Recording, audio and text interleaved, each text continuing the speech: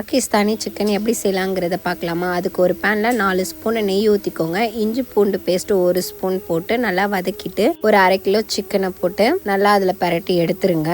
அதுக்கப்புறம் கொஞ்சம் அதில் தண்ணி எண்ணெய்லாம் விடும் இல்லையா, அந்த நேரத்தில் வெங்காயம் போட்டு அது ஒரு பரட்டி ஒரு 5லேருந்து 7 நிமிஷம் வரைக்கும் வேக வச்சுக்கோங்க. வெந்ததுக்கப்புறம் உப்பு, பச்சை மிளகா போட்டு நல்லா வதக்கிக்கோங்க. தேவையான அளவுக்கு தக்காளி, நான் ஒரு 3 தக்காளி ஆட் பண்ணியிருக்கேன். நல்லா பொடி பொடியாக கட் பண்ணி சேர்த்துக்கோங்க. அது வதங்கினதுக்கு அப்புறம் 1/4 டேபிள் ஸ்பூன் மஞ்சள்தூள், 1 டேபிள் ஸ்பூன் ஜீரகத்தூள், 1 டேபிள் ஸ்பூன் மல்லித்தூள், 1/2 table spoon red chilli powder சேர்த்துருக்கேன். அதை நல்லா கலந்துட்டு எண்ணெய் பிரிஞ்சு வந்ததுக்கு அப்புறம் 2 டேபிள் ஸ்பூன் தயிர் போட்டிருக்கேன். 1 டேபிள் ஸ்பூன் கரம் மசாலா போட்டு நல்லா வதக்கிக்கோங்க. பச்சை வாசனை போனதுக்கப்புறம் ஃப்ரெஷ் க்ரீமும் பட்டரும் சேர்த்து அது கூட கொத்தமல்லியும் தூவி இறக்குனா சூப்பரான பாகிஸ்தானி சிக்கன் ரெடி.